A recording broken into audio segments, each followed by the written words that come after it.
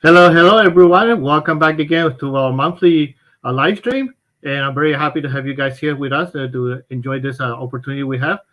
For today, we have a very special guest, a very good friend of mine, dear friend. And I met her through Clubhouse, and somehow we become really, really great friends. I want to bring her up to the stage. We please welcome Tamieka Briscoe.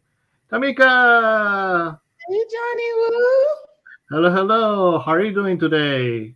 I'm doing wonderful. I've been looking forward to this. Anytime with you is always great. Thank you. I'm so honored to have you here. So Tamika, would you mind tell everybody about who you are and how you started as a filmmaker? Absolutely. Hi, everybody. My name's Tamieka Briscoe, and I'm originally from Washington, D.C. I'm a screenwriter, I'm a director, an independent filmmaker, and I got my start because I left Washington, D.C. with my two kids, and I wanted to become a screenwriter. And despite all the screenwriting books that I read, I just didn't see the opportunities. And again, having two kids, it was really hard to network the way I wanted to. So I discovered that the best path for me would to be a screenwriter is to, write scripts and then to produce them myself. So that's what happened, and here I am. Excellent, excellent. I'm gonna put. Okay, hold on. All right, there you go. Now I'm back. So, Mhm. tell us a little about the QT project. How did you start the project, and why did you start a project?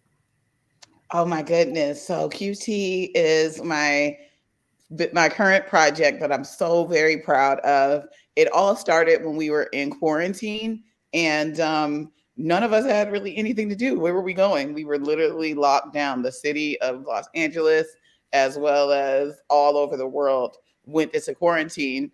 And that really tested a lot of us. It tested our faith, it tested our preparedness for our careers or life. Like everything just changed overnight. So a bunch of creatives and we got to work and we did a remote digital series, scripted digital series. At the time, we didn't know that it would grow to be what it is today. We were just doing the episodes weekly and putting it on YouTube and just see what happens. But it has just grown to just this epic project and movement that's now streaming on two seasons of it is streaming on Tubi, and we even have a spinoff show that we recently screened and are completing. Spin-off show. That's kind of interesting. You want to talk a little bit about that before I show the trailer? Oh, absolutely. So, as I said, QT was something that we did remotely. So we used our cell phones, we used technology, and none of us were even in the same room when we did QT. That's what made it so special. So, as we were thinking of a third season, we knew that everyone's kind of over quarantine. Like, we're over video conferencing, so we don't want to continue to do a show showing video conferencing. So the world started to reopen last year again, and we went and we took the same characters and we did a traditional shoot.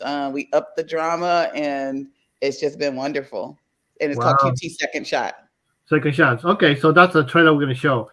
Yes, Do you want to talk a little bit about the trailer before I show it to the general public? absolutely. So QT Second Shot, especially if you're a fan of the show QT, it picked right up where the drama left. Things started getting really heavy and heated for a lot of these characters at the end of season two.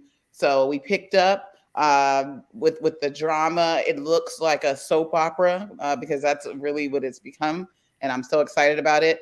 So QT Second Shot is not open to we haven't released it yet, but we do have a trailer, and so excited to share it with you. Yeah, let's play the trailer and see what happened, right?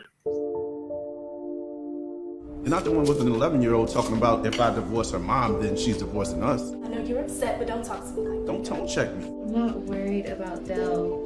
Okay, I'm talking about you and Danielle. Look, the boogeyman isn't gonna come and get us, okay? If we can find out. Go be with her. I don't want to be with her. I want to be with you. That's why I'm here. I don't know why you keep showing up here or at the estate. Because I've already told you everything I know, and Chelsea's condition hasn't changed.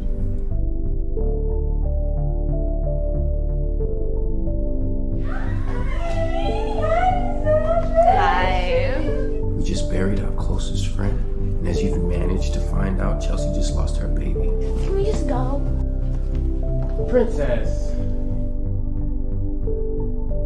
I just need some questions answered. And until I get them, you'll be seeing me.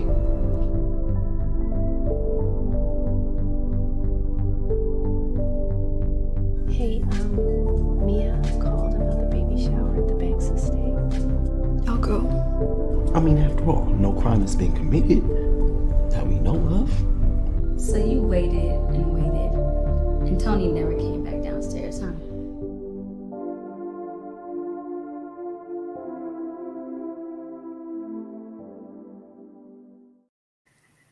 Yay! Yeah, that makes me want to watch the show. I really Yeah, totally. I wanted to watch. I mean, I watched the show. I watched the 2 episodes. I love it. It was really well put together. I was so excited.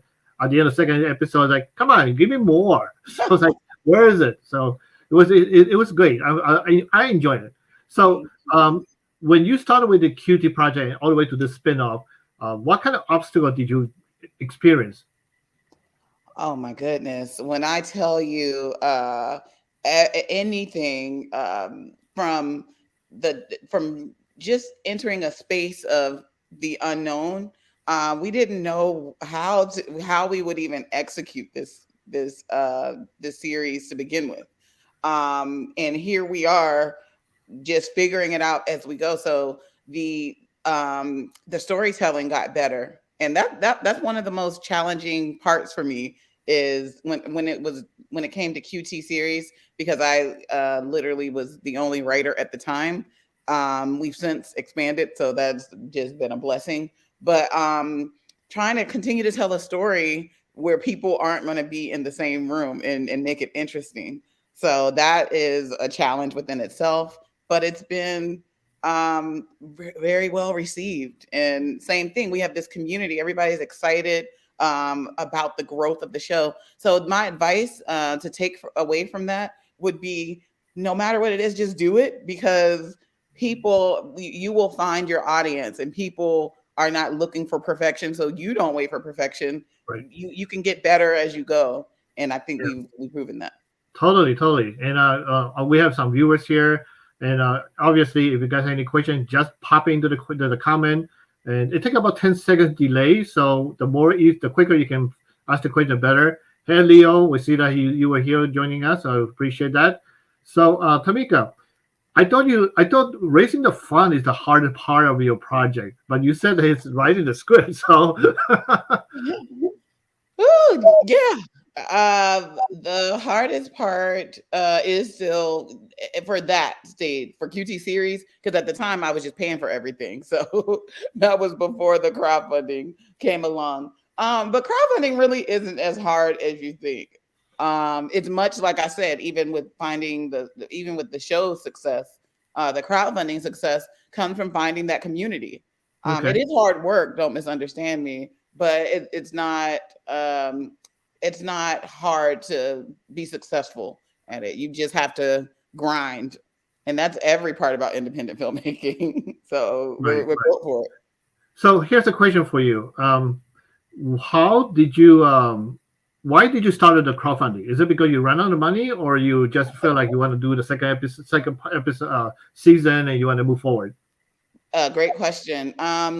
When we knew that we were abandoning our cell phones, we knew that we needed a real budget because that means, okay, we're not filming from wherever you are. That was the great part about QT series is people were on vacation, but they still were able to still record the show. There were many times as the world started to reopen a bit, there were many times that we'll just incorporate it. So if you see people at the swimming pool or things like that, we took their existing plans and kind of filmed around it. But in order to do the kind of show that, the spinoff in a traditional format, we need locations, we need equipment, we need lighting, we need crew. So yes, I was not prepared to absorb all those costs. I still, had to spend a lot of my personal money as well. But the crowdfunding was important to be able to do that. Great. Before we go to crowdfunding, we do have a question for you. Sure. And that's the question. How did you find your actors and camera people, etc.? Oh, great question. So with QT series, which keep in mind, this started back in March, April of 2020. April 1st is when I came up with the idea. So yeah, this started approximately 2 years ago. So back then, we were all home. So I just posted on Actors Access and said, hey, who wants to be a part of this project? Like, it's my one requirement is that you need an iPhone 8 or newer. Because I knew, like, if you have a Galaxy and you have an iPhone, I knew that picture would look very different.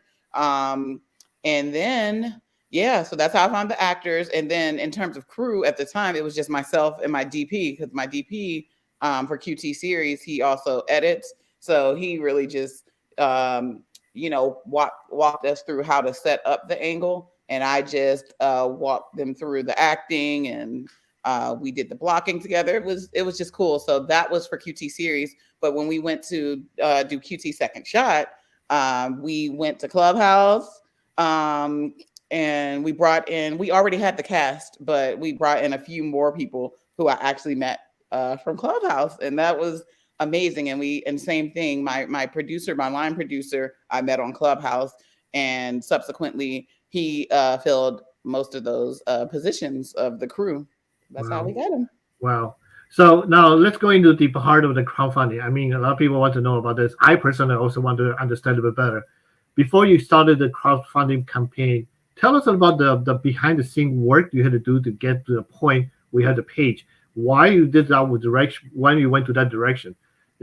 I know that we all want to do crowdfunding, but not all of us can make $40,000, $42,000 in 40 days. That's very, very surprising. I was like, wow, that's incredible. I couldn't even do that. So Yes, yeah, explain a bit. That'd be great. I know what you mean. Okay, so yes, it's very important to. Oh, thank you. 100% true. It's very important to know your limitations, and I knew mine coming into it. I knew that I had a lot of the same beliefs about crowdfunding that everyone does. Like, oh, it's not going to work. People aren't gonna, like everything that you think about crowdfunding, believe me, that was me. However, through Clubhouse, again, shout out to Clubhouse, I met an amazing woman by the name of Shakisha Williams, who's one of my dearest friends and partners now because of the great work we are able to accomplish together.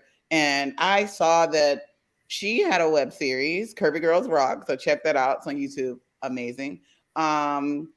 But she raised money for her. She had a successful campaign. So being the businesswoman that I am, I'm like, okay, I don't really know much about crowdfunding, but I know I'm dedicated to, being able to tell these stories, BIPOC stories. Like my team is, mostly BIPOC, and I'm committed to them. And the best way to do it is to raise money. So I went to someone who was successful with it. And Shakisha, I hired her as my crowdfunding campaign manager. So it wasn't up to me to figure it all out. And one of the first things she said was that, we have to allow ourselves about 6 weeks of prep work before we even launch. See, if it was up to me, I would have just launched that day. You know what I mean? And so in those 6 weeks, we started to work on my email list and, come up with different strategies. So that's why I feel anyone can do it. You just have to prepare, and you just have to have a strategy. That's all. It's not random. Can you explain a little bit your strategy you use for crowdfunding? Just a little bit. We don't want to know the whole detail, but I need to know how we can start with I can give you some tips. Absolutely. So the first thing is, again, to understand that it is a full-time job. So if you can, hire someone or, appoint someone from your team that is not you to be the person, not if you're still having to write and create, because it's a full-time job. So part of the strategy was to go ahead and do a 6-week campaign. And for us, it had to be 6 weeks, but I'm telling you, you don't really want to campaign for more than 6 weeks because it's burnout. I'm literally like taking this weekend for self-care because the campaigning just it takes so much out of you.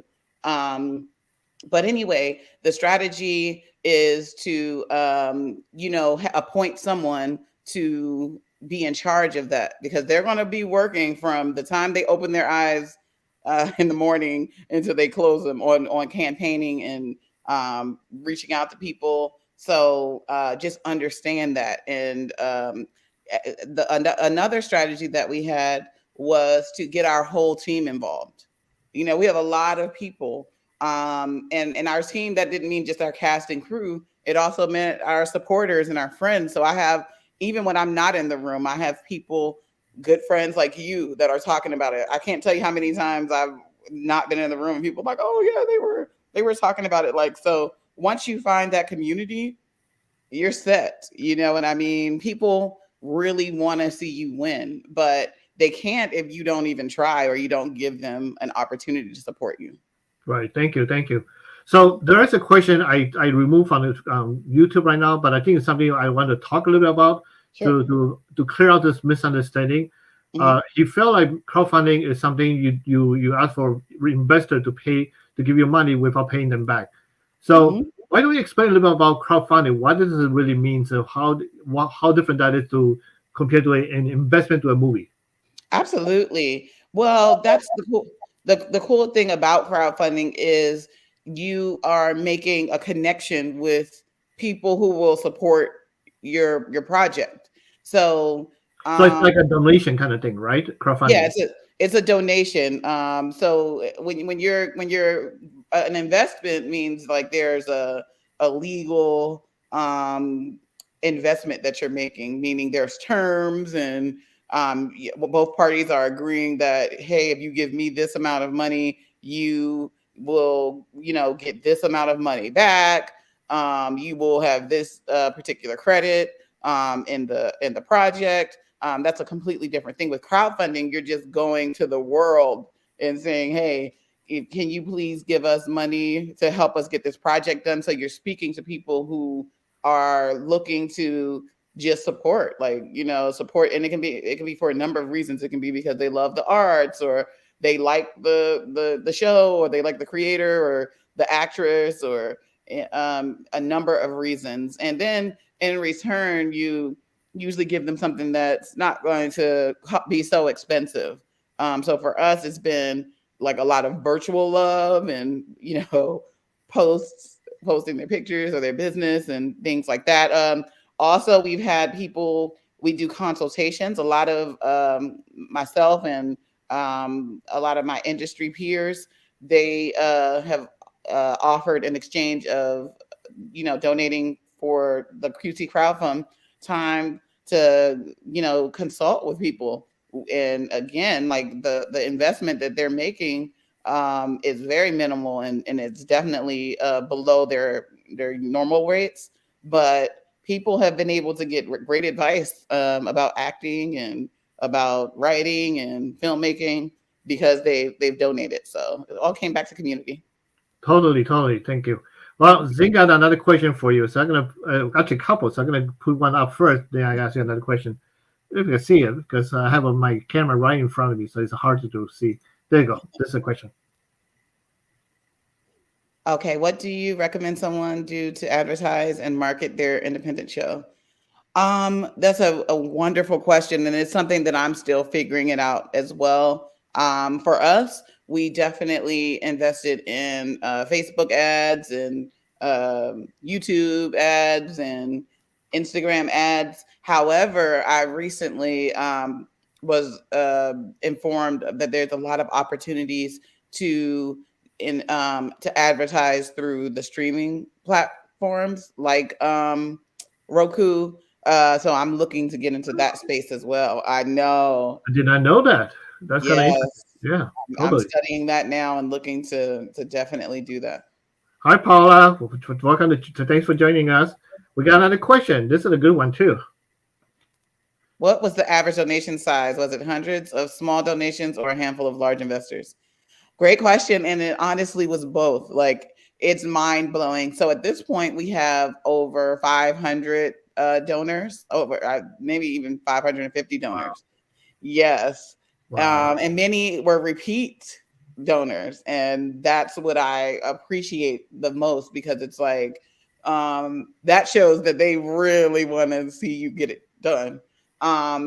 We've had both. Our largest donation came from the former CEO of T-Mobile, John Laguerre, and it was $8,000. But we've also I have a great supporter with an organization called Support Our Hashtag Creatives, who's given 500 multiple times.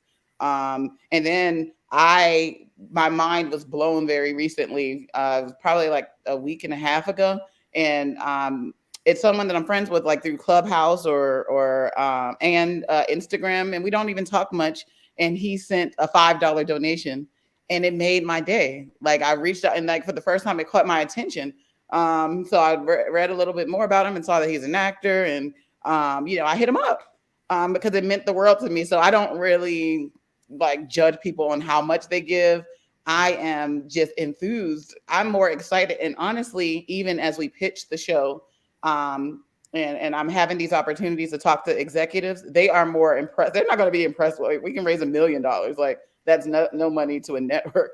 But they are impressed when I say how many people are engaged financially. You know what I mean? So that probably means people will watch the show. If you can even talk people into giving money for your cause and for them to be a part of the movement, then yeah, they'll more than likely watch it. So it's really Wonderful.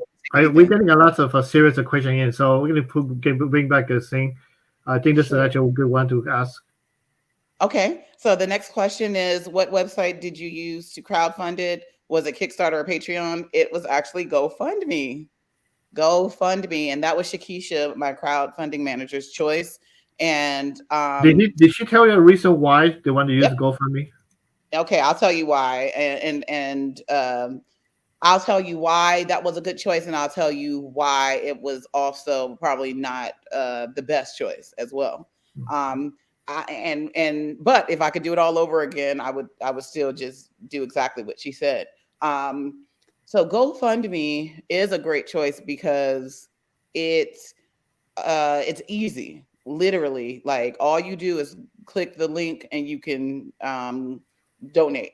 And I think that when you're asking people for money, you want to make it as simple as possible for them. And that was Shakisha's reasoning. And I totally support that. A lot of these other platforms, you have to register, and and your dear aunt, great aunt, and people, like, they're not gonna like sign up for a platform and do all this. So you miss opportunities to get donations that way. But I will say things like Kickstarter and Seed and Spark are, we would have had probably double the success because the algorithm would have worked in our favor. So when we tell you that we raised all the money that we've raised, which at this point is over 60,000, we have done that through hard work. It is like from personal outreach. It is from, doing interviews and the visibility of our campaign, not any algorithm, like, or the, like Kickstarter will send out emails to everybody. You know what I mean? So had we used that, we would, probably had even more success. Yeah, a friend of mine, Jason, he used Indiegogo, and it raised about $40,000 in 20 days. Woo! Over, because again, the genre is different. Your genre is mostly drama type and comedy. His is more horror film. So those have more appetite, and I think Indiegogo also promoted it because it got really, really overfunded, almost like yours too. So I got more question here from okay, let me see if I can find this one. This is a good one. I think this is cool. Well, they're all good. Yeah, they're all great. Yes, and thank you for the questions. It means a lot. Can you give some advice about needing a business plan? Absolutely. As creatives, we just want to go. And I'm definitely guilty of that. But you have to, have a business plan. a marketing plan. You have to have a strategy, because that is the difference between QT becoming just some cool thing we did during quarantine to it becoming a movement. You know what I mean? Like, so you have to be creative, and you can be creative in your business plan. One of the strategies I forgot to mention earlier is when we advertised our crowdfunding, we took and had the characters do crowdfunding videos and speak as their character. So, you know, there's a lot of fun ways to incorporate like business creativity into the business side of it. But yeah, you definitely need a business plan. You definitely need a pitch deck. You need some visual representation and written representation of what your film is, or what your company is, or what your vision is. Wow. I didn't think that you had to go through all this planning process to be able to go to do a crowdfunding. You know, most people are like, we would jump out and just say, all right, plan it together, shoot a video about why you need the money, put together different layers, boom, that's it. But no, in your case, you got business plan, you got marketing plan, you have a strategy going on, you got all that. You make sure that everybody in your family, your community, embrace this and push it out there. And that's something that a lot of us should probably understand how to learn that kind of process. But I think that's the way you're so successful. Paul, you bring up a good point, Johnny, about friends and family, because honestly, that's where you get the least engagement. So you got to be prepared for that. Your closest ones, obviously, but you have to find your community. Like people, like you mentioned, horror. That horror community is. I'm not surprised. Like anybody doing horror, you can easily raise money. Like people, right. Horror fans are serious. So you just have to, you know, I would say 500 donors, I would say probably about 20 of them are like my family. You know what I mean? So any reason for that, or just because they know that you're gonna succeed, so they just sit back there? They don't get it. They don't get it. They don't always get it. Those who do and those that are closest to you, they get it. But yeah, they don't really understand, and that's why you don't want to spend a lot of time marketing to people who don't understand. You want to find your community and you want to talk to them. Okay, so of the over 500 donors, I would say most of them are filmmakers, or you know, looking to actors. Like they're creatives. Okay, great. So they get it. That's wonderful. Now I learned something new. Paula, I got this question, and do you want to think about your thoughts? Okay, Paula says, I'm seriously interested in using the Seed and Spark campaign. What are your thoughts? My thoughts are absolutely.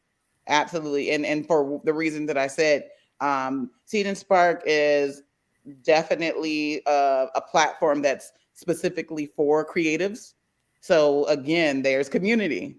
And then Seed and Spark, even before they give you a consultant, Emily Best actually even came into one of my Clubhouse rooms, and you know, she's the founder of Seed and Spark. So I really got a lot of good information about that. And again, we were going to use Seed and Spark with this one, but it was easier for us to just, you know, we already have the community. So our strategy this time was to tap into our existing community rather than to try to find 500 new people. I mean, hopefully we can. That would be great. But why not speak to the people we already have? So that's the only reason we didn't use Seed and Spark. But there's tons of resources on their website that you can watch right now free of charge. They give you the whole crowdfunding strategy, and they don't give you the money unless you reach 80%. Mm-hmm. So that forces you to really get it done, because it's easy to give up, especially with something like with Gofundme. You know, we could just say, oh, okay, knowing that, you know, we will raise a total of 80 or more. We could say, oh, well, shoot, we got 60. Let's just use that. Well, technically, we probably would still get funded with that number. But my point is, no, that's not enough. You need to definitely reach your goals. Like, that's why you set that goal. You need that money. All right. So Now, I'm always curious about this. Why did you go to Clubhouse to create your community instead of Facebook or Twitter or Instagram? Uh, Again, Facebook for sure is mostly people that are like friends and family, and we already established that that's not true. Yeah. That's not your fan base, you know. And I think most creatives realize that, because I learned that when I first started blogging. Like I would write blogs, and I would have fans from all over, and then I would have like people who are my friends who don't read it, or same thing. A lot of my friends haven't even watched the show. So that's not your community. So I definitely wouldn't be successful raising it on Facebook, talking into a room full of people who just don't get it. So maybe if your social media, unlike with Clubhouse, I when I even joined Clubhouse, I spent most of my time in rooms with filmmakers and entertainment professionals. So that's who I'm talking to on Clubhouse. People who get it. That's my community. Those are my peeps. They get it. They're like, yes, let's go. What else do you need? They don't run from me when I'm crowdfunding like friends and family do. And again, it's not all of my friends and family, you know, but it is a lot of them. Yeah. I remember when I first started Clubhouse, I was so intimidated to go to different rooms. And I felt like I got nothing to offer, and there's so many experts there. It was like, damn, it's like I had to learn so much to be able to be out there. And I think that's one of the reasons why I created my own room, because I felt like there's something else I can bring people together so they can actually provide some advices. And we started like a fun thing to do, and now become every Tuesday we're doing something like this. But Yep. can you tell me a little bit about how is your daily schedule like for crowdfunding? How many hours do you spend planning? How many hours do you spend online to convince people? And how many posts do you do on Facebook? Oh my goodness. So again, since Facebook is more my friends and family, like I would often have different posts. So my Instagram would is where most of my filmmaking community is. So it's different language for them than for Facebook. Um and you know, I would have to say something completely different. Like, so for Instagram, I can just say the facts, like, hey, we're hiring BIPOC crew, we're creating opportunities and jobs. Thank you for joining the movement, because that's, you know, what helps. But my friends and family, they don't care about that. They're like, you know, so I have to say, hey, you know, support your cousin, you know, you know what I mean? Like you have to, it's just different messaging.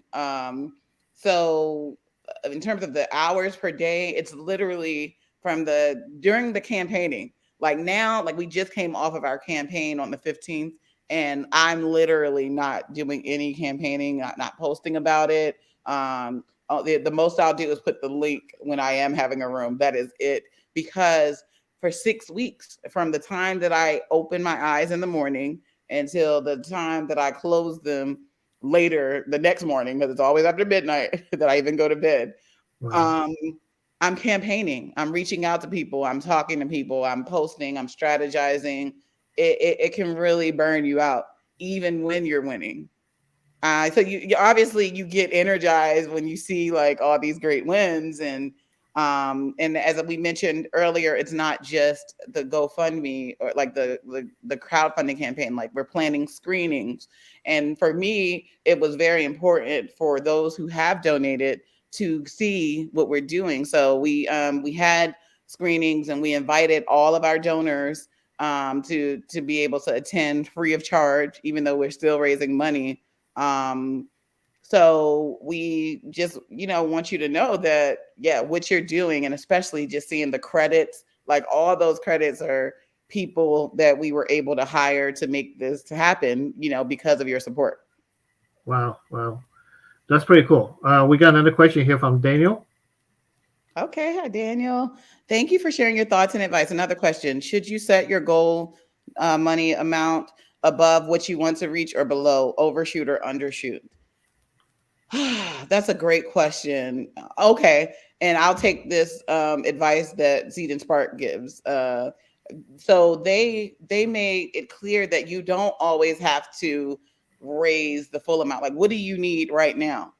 You know what I mean? So sometimes it's better to go with a smaller goal, because people are energized by something that's winning. You know what I mean? And that's the worst thing you want to do, is come across like you're begging. So you want to make sure your messaging shows like, hey, join us. Like, this is an opportunity to join us. This is what we're doing together. So that's something that you always want to keep front of your mind. You can just raise what we did. We raised episode for last year, the 40K in 40 days. That was for the pilot.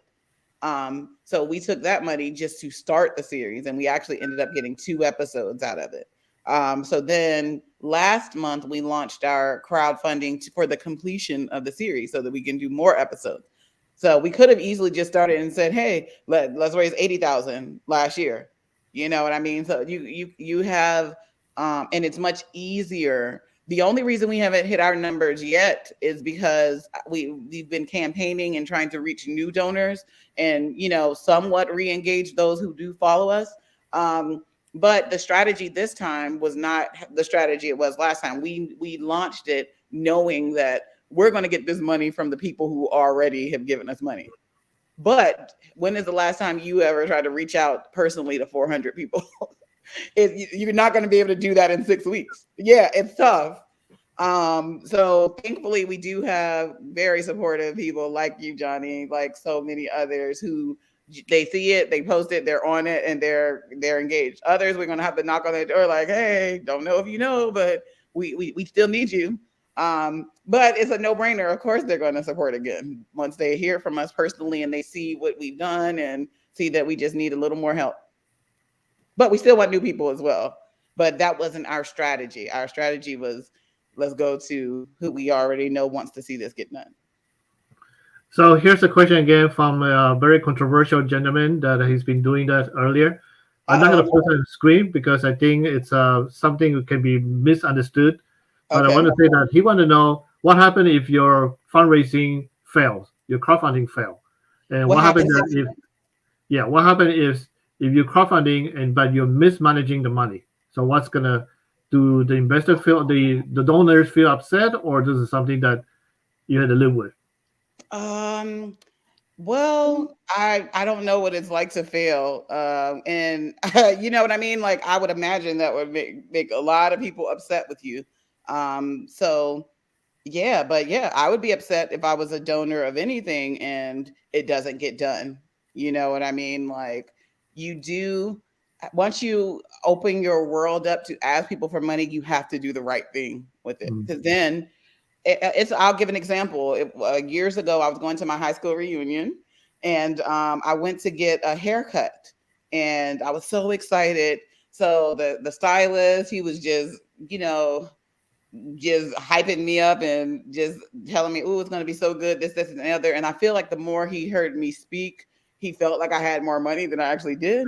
And ended up overcharging me. Like, and with getting a haircut, you would probably go to a stylist like every 2 weeks, like just to maintain it. But when at the end, he gave me a price that he and I both know was ridiculous. And so I paid it and I never saw him again. But had he gave me a fair price that, he didn't just try to extort me or, take advantage of me, he would have had a customer for many, many years. You know what I mean? And he maybe even be invited to, because I hired my personal hairstylist was who we hired to do the hair on QC Second Shot. So who knows? That could have been him. So whenever someone gives you an opportunity, you want to do the right thing because otherwise it will be a one-shot deal. So I don't personally have any experience with that and I wouldn't do that. But I can imagine it would just screw yourself by not. Yeah. Right. So I remember, actually, let's talk about this, about the different categories or different perks that you have for the donors. What are this and which one is usually the most success perks? Oh my gosh, easily, hands down. So again, when we did that's what's even more powerful about our movement is because we really don't have perks. Literally the only thing we give is social media shout outs. That was the only, and people understood that. So no one that is a part of this movement. Like we didn't send t-shirts, we didn't offer any of those things because we wanted to actually be true to what the show was, which was like a quarantine remote show. So we didn't want people having to, put trucks on the road for delivery and things like that. So we made sure it all was digital. But the biggest thing that works for us is, and it's usually very spontaneous. It usually happens on Clubhouse. But we also had a silent auction where people from Facebook and other platforms that follow us were able to have more access, is the consultants. You know what I mean? Like, hey, if you donate $100, you can get a consultation with Filmmaker, Johnny Woo, and y'all can go over some filmmaking stuff. And people every single time, like we can be in the room and say, hey guys, we need your support. Let's go. Nothing, no movement. And then soon as we say like Craig T. Williams or Sean Mathis or Floyd Marshall or any of them will step up and say, hey, if you donate to Tamieka's crowdfunding today, you can have an hour with me, $100 or more. Sometimes they'll say 50 or whatever. Every time people will step up at that point. Right. That's great. So I had to put a timeout to the Mr. 100% Truth because he's starting to become a little more aggressive and wanted to talk about candid conversations. I don't think that's right in this moment. So really, do I know this person? It's okay. I mean, he just has a lot of different point of view. So it's okay with that. If I don't mind, you can tell me. I already put him in a timeout, so no big deal. Oh, okay. But I don't think that's something that we need to talk about here because you can be true, but at the same time, right now it's about learning about crowdfunding, not about what if you fail, what is bad thing about doing this, because that's a little bit different kind of you can't have that negative attitude, and that's the worst thing you can do because it's exhausting work, right?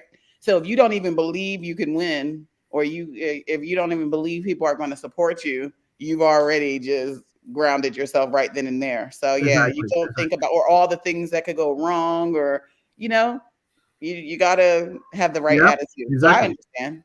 So all right, so I remember in Clubhouse you created a room, and basically for $100 for 100 people. Yep, we need 300 people. That strategy, why that came about, and how did that happen? Well, I'm telling you, crowdfunding is a long, even in 6 weeks. It's a long journey, and you got to try different strategies. Sometimes we thought that, well, it was me. I ain't gonna put it on Shakisha. It was me. I'm like, well, let's do a support your college campaign. Like have like everybody. We post pictures in our college shirts, and we hashtag it, and let's see which college alumni community will do. So we tried it, and like nobody was responding, even on Instagram, which again, that's my film folks. Like, so my peeps, they know. And nothing really happened. So we took that down, and we tried.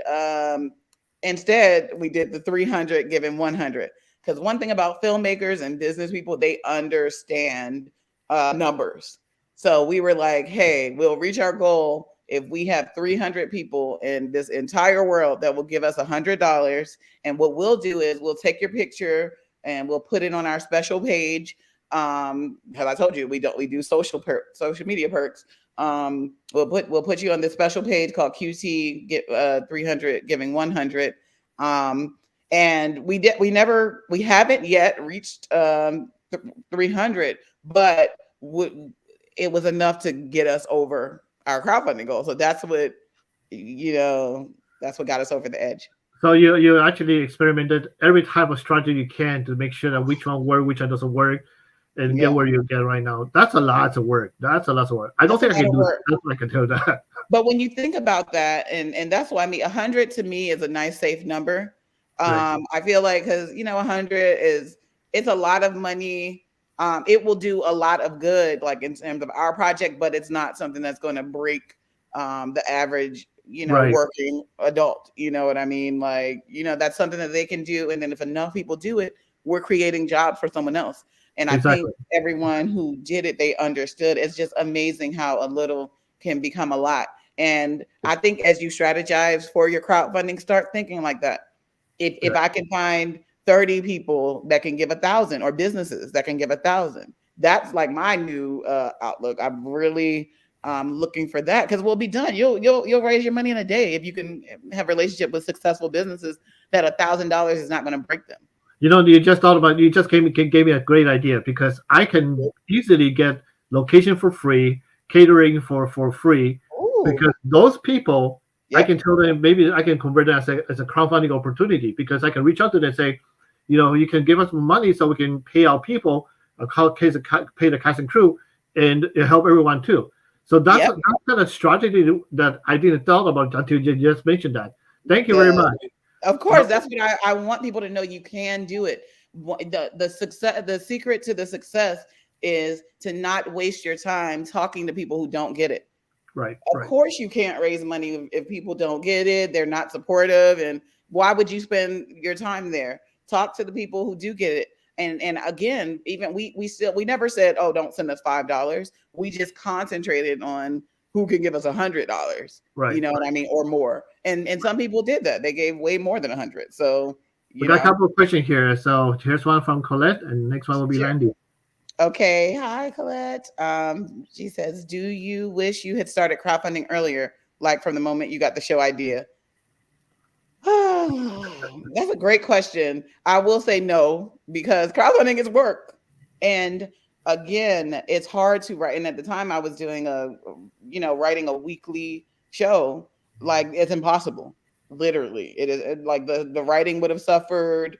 The directing would have suffered. I would be exhausted and burnt out because it's very difficult. But if I could have a dedicated team to crowdfunding, absolutely. I wish I would have started earlier. But you have a dedicated team right now, right?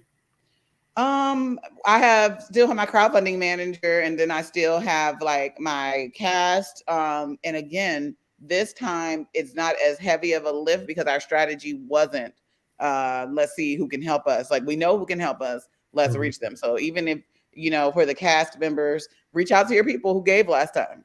You know what I mean? And get them to do it again, and we're done. Like, if everyone who gave last time gives again, we're done. But we know realistically that may or may not happen. But at this point, we've done the math. We have like another 22,000, little over 22K to raise. So if even half of those people, even half of all of our over 500 donors give us $100, we can do it. And common sense is to reach out to the people who gave us 100 or more the last time. Right. Say, I don't know how many that is, but I'm just saying. And even if they didn't, if they gave $20, that doesn't mean that they can't give 100 this time, especially to help us finish. And we're showing you what we've done. But again, it's hard reaching out individually to that many people, because you don't, especially with your donors. I love my donors, so I want to talk to them and I want to give them updates, and I want a relationship. Like, I want you to see what we're doing. I want to potentially collaborate with you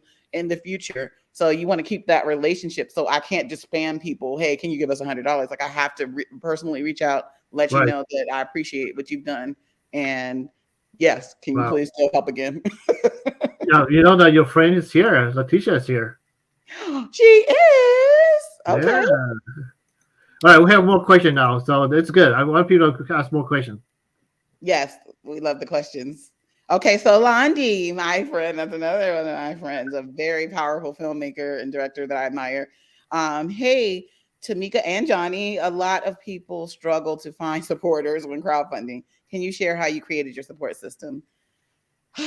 I know, I feel the struggle. And again, because I'm in true transparency, I am still very frustrated at, people who I believe should support and don't. But how can you really dwell there very long when you have over 500 people that do support? But you know how it is. Like, even with all that, you'll look and be like, well, wow, my childhood best friend didn't even like watch the show or give anything or whatever, or they're going on trips and they're jet sailing and they didn't even share the link. You know what I mean? Like, so you just have to accept that support does not always come from who you think it's supposed to come from, and be okay with that. And surround yourself with like-minded people. And I think that a Clubhouse gave us that beautiful opportunity. Like I spend most of my days, and that's another thing. Last year I was on Clubhouse a whole lot more, and so was everyone. But now it's impractical. Like we're back to work. We're grinding. We're out here doing it again. We're on project. We're on set. So we don't have the time to dedicate to sit in Clubhouse day in and day out and campaign. So we're doing it at a drastically reduced amount of time. So that's another reason why I wasn't as quick to do it in 40 days. Does that mean that, we're not going to raise the money? We definitely will.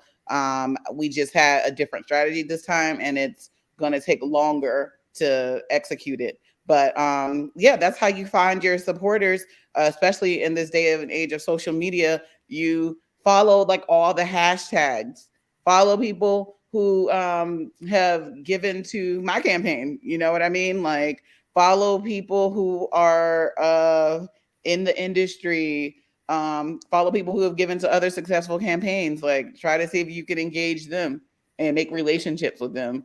I will say that's important.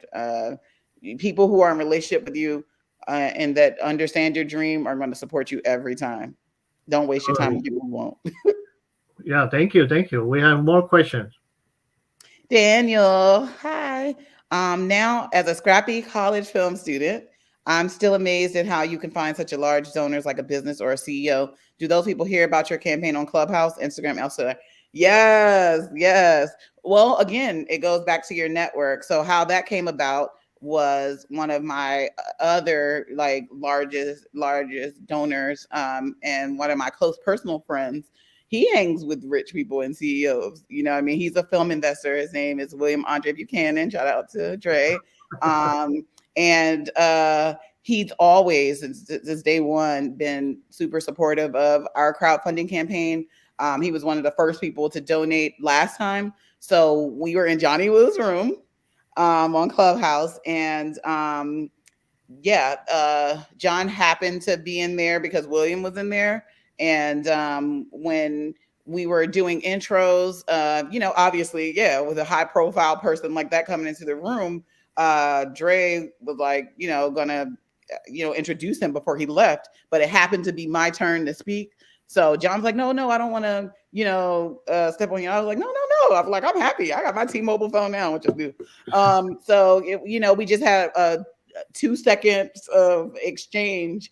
And then I went after him and I just explained, I introduced myself and I'm like, hey guys, next week we're going to be launching our crowdfunding campaign. Last year it was so successful, and like, it was just the most casual thing in the world. Did I in a million years expect that man to do it? But so John, when after I spoke, he said, hey William, your friend's about to raise money. So how about you give her 5,000 and I'll give her 5,000. So William was like, no, you're all this money you got, you can give more than 5,000. So he was like, okay, I'll do 8,000. And then William gave 4,000. And then my new great friend that I met on Clubhouse, Sinclair, gave 1,000. So literally in less than 5 minutes, we raised 13,000 before our campaign even kicked off. And that's just a testament to the community and, great people who want to, see BIPOC filmmakers succeed. So shout out to them amazing gentlemen. I was so impressed and surprised. I was like almost crying in tears, like holy I was crying, remember? You were crying, yes. In 5 minutes, we got $30,000 for you. I was like, man, I wish I had that happen to me too. But the timing is so perfect. Yeah. And the moment that he walked in there, and the moment that you introduced yourself, that happened. So it was great. It was wonderful. We don't want to forget the people that gave smaller donations that night too, and even the fact that again, that triggered the beginning of the campaign. So again, a lot of crowdfunding campaigns fail because people think it's not going to win. I know that sounds weird, but I'm just saying, like they see your number and it just seems so impossible to reach. Right. You know what I mean? So when they see like, oh my gosh, like this is going to go. So that really just activated it and got it going. But again, I know a lot of people are probably nervous because they're like, oh, last time they did 40K in 40 days and they didn't this time. And no, it's just, believe me, we did not have that strategy of trying to reach out to new people. But it was a blessing, and it still is so exciting. Yeah, I remember when we helped Dawn Fields to raise her Yes, funding. that's my girl. Yeah, a couple within an hour, we helped her raise $900 in the room too. Yeah. There's lots of relationship building, and See what I mean? Yep, it's community. It's about that's It's not why just we me. It's community. It's a community. Paula got a question too. Okay, Paula says many of us have over 500 friends and family. I know, I feel you, girl. Do you know why they won't even throw $5 in? I mean, I have a lot of reasons. I think people can only give at their capacity. And when I say capacity, it's like if they're not living their dreams, they're not going to really, have the capacity to understand how important it is to support you. And again, and I try to tell them, I'm like, please do not donate. And this is for everybody, but especially people who know me, who are my friends and family. Like, please do not sit out completely of this campaign because you think that any amount is too small. Because that's honestly the most damaging thing you can do, is to not give at all. Because even if it's not, you don't even hear me talk about the number. I hardly ever know what the physical number is until I do the calculations. Because again, we're not only raising money on GoFundMe, we're also having events and we're doing a lot of things. So yeah, we've raised well over 60,000. You know what I mean? Just over the course of everything. Our GoFundMe is at 57,000 or something. But look, again, because that's not the thing for me. I always know how many donors we have. I'm like, oh my God, we have over 550 donors. You know what I mean? Like, that's what excites me. So for anyone who knows me to not be a part of that, like, this is history. We made history. We made history by doing the show. We made history by having this successful crowdfunding campaign as people of color. And we're making history by, continuing and employing people and making connections from Clubhouse.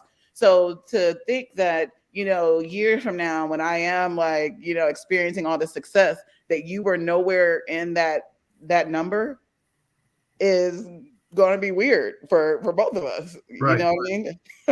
I also feel sometimes if you want to get people from Facebook to support you, it's harder because Facebook has this algorithm that if you don't communicate with each other, they're never going to see your feed in your timeline. And so that's personal really outreach too. And please, that's a strategy wise. Please, please, please, whatever you do not think that you're going to raise even $500 by just posting. People are going to pretend they didn't see it. That's the number one reason. People are going to not see it because of the algorithm. You have to, if you want to raise money, you have to make personal contact with people. We've done LinkedIn outreach. You know what I mean? And again, we haven't had time to do it yet because we've just been like, hey, everybody, we're campaigning. You know what I mean? And we're doing all the fun strategizing and we're recording videos and it takes a lot out of you that, it's no replacement for personal outreach. It's so difficult to look someone in their face and say no to them. Pick up the phone. That was the one day we raised $9,000 in one day. We did a marathon a telethon on Clubhouse where literally people watched me pick up the phone and call people that I haven't called because I wanted to just be transparent with the journey and show you that it's doable. You know what I mean? So I called like my aunts that I went to church with when I was a little girl, and I haven't talked to them in years, except for like maybe at a funeral, and I never ever called them. And I asked them would they give $100. You know what I mean? Like, so it shows the uncomfortable, but because you got to get out of your own way when it comes to crowdfunding, because it's like, it's bigger than you. Do I want to, and she gave it. And people, I called my parents' coworkers. Like, I literally did it live and we raised $9,000 that day. I'm learning a lot from you, Tamieka. I mean, now I think about next year, if I go do a feature film that need all the funding, I'm going to beg everybody I know for $100. $100 because they have it.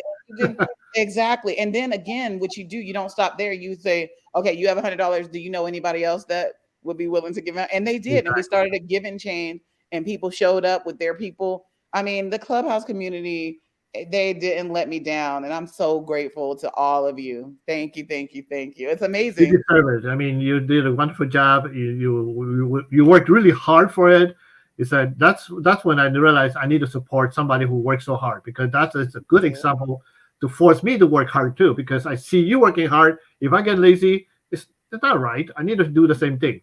Thank you. And you are, Johnny, you anytime like you've given, and then we have a new like, hey, can you give at this level? You know, you're always showing up. So believe me, when it's your time, you Thank know, you. myself and so many other people are definitely you. going to support you. Yeah, I got fortunate enough. I got lots of work last year and this year, so I'd be able to pay it forward. Yeah, Otherwise, see? I'll be a starving artist like everybody else. I got another question here from Colette. Colette is I met her this Friday at Stage 32 a mixer, and I'm happy that she's here because she's have all these great fun questions, and I think that's something that can help her too in the future. Awesome. Okay, Colette has a question. Just to clarify, when you say you raise money on Clubhouse, do you mean they donated via your GoFundMe link, or is there an option to donate within Clubhouse? Great question. Both. But we're largely saying that we engaged our community on Clubhouse and they went to our GoFundMe. But Clubhouse does have a thing called payments, and people certainly last time sent payments through Clubhouse. This time we really have been encouraging people to put it on the GoFundMe, because I just want, because that's going to be a standing document forever. Like, I want people to see the power of this movement. Like, I want people to see that in less than a year, because we just kicked this off last March and ended it March 26th, and then ended it May 7th. And it's cool because those are my parents' birthdays. That's how I easily remember. My dad's birthday is March 26th. My mom's birthday is May 7th. And it was weird. Like, yeah, we didn't plan, but that's what 6 weeks fell on.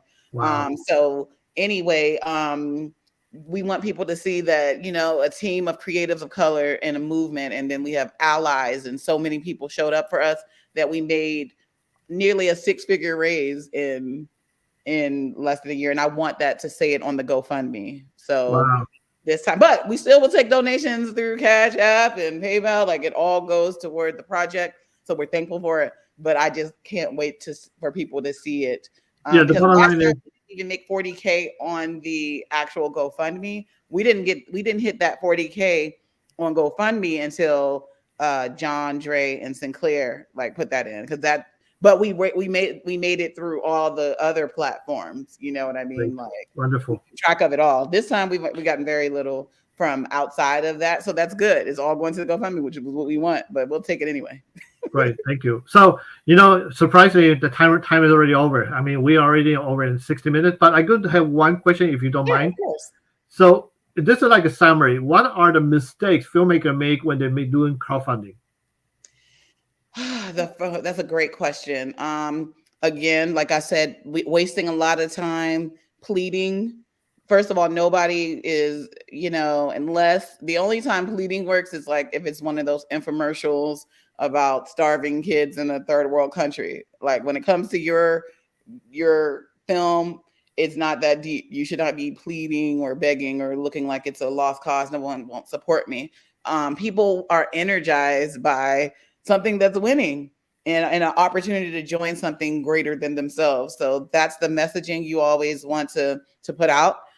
Secondly, I've said it many times, pandering to people who don't care. You should not, like, how often are you going to talk to somebody that just doesn't get it? You know what I mean? Like, so find your community. And again, be engaged in your community. Another reason why I do have so much support is because I show up in service of others in this same community, and I reinvest in this community. I just hired writers. Every single one of them I met from Clubhouse. Wow. My whole writer's room. And again, it was a big writer's room because, again, you know, that's just the community. It's hard to turn people away that are part of your family. Right. So, you know, build community and don't. And then the last thing I'll say, and it all ties into all of this, don't just pull the trigger, like, plan and strategize and pivot. Be ready to pivot. Like I told you about that college thing that nobody seemed to get, which I still think is a brilliant strategy if you ask me. You know, engage your alumni organizations and, you know, hashtag and you know, get people from your college to support. You know what I mean? But it didn't hit for whatever reason. So we pivoted, and 300 given 100 took us over the edge. Right. Thank you. Thank you. So I'm sorry, I did ask one more question for you. What's Take next your for time, you, Johnny. Tamika? What's next for you? What's next for me is I'm going to raise $22,000 over the next 2 weeks by personal outreach and more generosity from people that see this or anyone that runs across my page and see what we're doing. And we're gonna finish. We already had our writers' room, and so we're gonna finish writing the season and give some more people some jobs. That's what's There you next. go. And I have That's another the project key. coming up Give this people, summer. yeah, give people Um, jobs, opportunities. Thank you. Thank you for supporting me to make that No problem. possible. Thank Beautiful. you. Thank you having being here with me for this great chat. I appreciate everyone to here watching us. And if you want to reach out to Tamika personally, her information is right on the bottom of the screen, scrolling here, and you can actually reach out to her Gofundme project too to be able to do that. So, Thank you. and again, thank you again, Tamika. Stick around after I end the broadcast, and everybody else, goodbye. Thanks for Bye, being here. everybody. Thank you.